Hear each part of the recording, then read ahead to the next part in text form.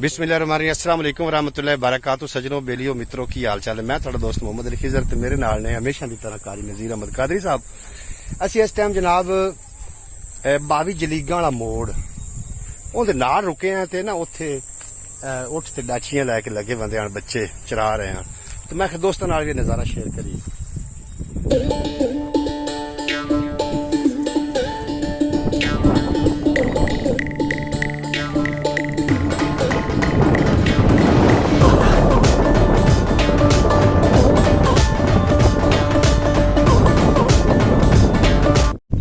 जी प्यारे दोस्तों ये जो जानवर वेखते हो सदे ने सहराई बेड़ा कारी साहब जी जी पता है डाची कितना दूध देंदी? मुख्तलिफ दे देंगे कोई अंदाजा? 10 किलो देंगे, 5 किलो देंगे, 15 किलो ते देंगे। दिहाड़ी विच कितनी बारी चुईंदी? 2 बारी चुनते 3 बारी। यानी कि आपकी मर्जी नाल कर वाली ना नहीं करते।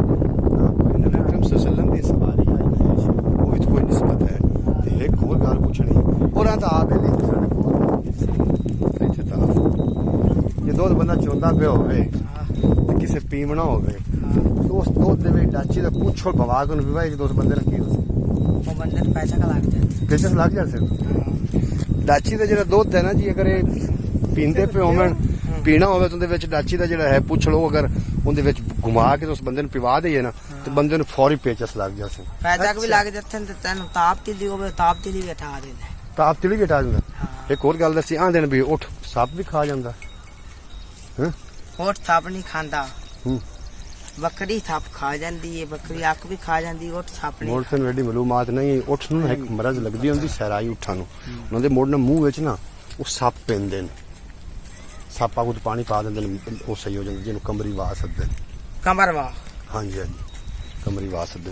कारी साहब चलिए कारी नज़ीर अहमद साहब ते मैं अज दी व्लॉग वीडियो बड़ी खास होने वाली है। असीं इत्थों जनाब सिकंदर चौक दा सफर है साडा 22 जलीगां दे नाल नाल असीं आए हैं जनाब जिहड़ी है नाल एक निक्की जी बरसाती नु सददे हां जी बरसाती ते गर्मी इतनी पौंदी पई इतनी ज्यादा गर्मी धुप बहुत निकली हुई मैं 50 पिंड दस क्यों लागे 50 अच्छा हां 50 हां 50 नाल ये 50 दे नाल ही असीं जनाब इत्थे रुके होए हैं ते गर्मी शदीद है धुप कितनी कारी पौंदी धूप तो बड़ी तकरीबन 1:30 दा टाइम है। 1:30 दा टाइम है जी धुप सिर च लगी हुई धुप बड़ी अगे चलने हैं वीडियो नु बिल्कुल स्किप नहीं करना सारा नज़ारा थोड़े नाल शेयर करना है ताकि थोड़ा जेड़ा मूड जरा फ्रेश हो जाए। क्यों कारी साहब जी बेश कोई होर गल ते करो ना गाल मैं ये कर सा लेकिन मिन्नत कर सा अगर व्लॉग चंगा लगे तो लाइक शेयर जरूर करना है। ये Good. जनाब ਤੁਹਾਡੀ ਜਿਹੜਾ ਨਾ ਮਿਹਰਬਾਨੀ ਹੋਸੀ। अच्छा लाइक करने नाल वैसे नुकसान कोई भी नहीं होता ਨੁਕਸਾਨ ਕੀ ਹੋਣਾ ਕੁਛ ਨਹੀਂ ते ਜਾਂਦਾ मुड़ करदे क्यों ਬਸ ਸੁਣਾਉਂਦੀ ਮਰਜ਼ੀ कोई तजर्बा ਉਹਨੇ ਕਦੇ ਗਰੂਰ ਨਹੀਂ ਕੀਤਾ ਨਾ।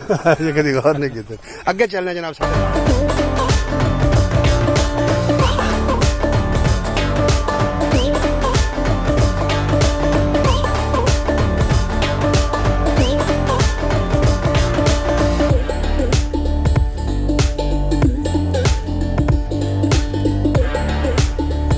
कारिया इनू की सददे हैं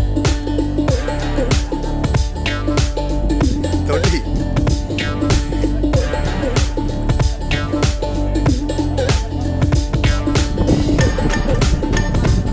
इन्हें थल देती देसी सारियां देसी सारे ही देते ते कोई इस तरह कुर्बानी दे बेचे भी नहीं कोई ना आ वोट क्या डाल आंदा ते कितने दे बेचे लगता 5-6 डाल 5-6 लाख लगदा आले वोट डाल कारी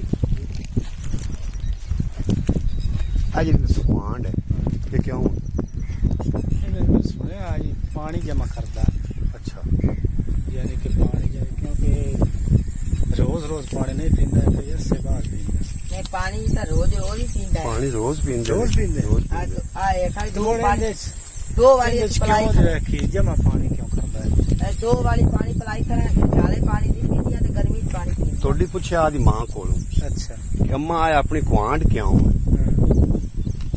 उस आख्या पुत्र आपां सहराई जानवर हैं आपने मोटराई एक कुंडा गुआंढ इस पर भी हो सकता सानू मालिक पानी ना देवे अच्छा इहदे विच साडी हो विजा है असि पानी दे 10 दिन टारगेट पूरा कर सकते हैं। मुड़ तोड़ी पूछा भी अम्मा अपनी अखी दे वाल क्यों होंदे अगू मां जवाब दिता पुत्र आप सहरा च रहने उत्थे धूड़ गट्टा मिट्टी पौंदी है अखी च ना पाया जाए अल्लाह ने एक कुदरत ने इस वास्ते दिता ਫਿਰ ਉਸ ਪੁੱਛਿਆ ਅੰਮਾ ਸਾਡੇ ਆਪਣੇ ਪੈਰ ਕਿਉਂ ਵੱਡੇ ਹੁੰਦੇ ਨੇ? ਉਹ ਮੁੱਢਾ ਚ ਜਵਾਬ ਦਿੱਤਾ ਪੈਰ ਇਸ ਗੱਲੋਂ ਵੱਡੇ ਕਿ ਸਹਿਰਾ ਦਾ ਸਫ਼ਰ ਕਰਨਾ ਹੁੰਦਾ ਹੈ।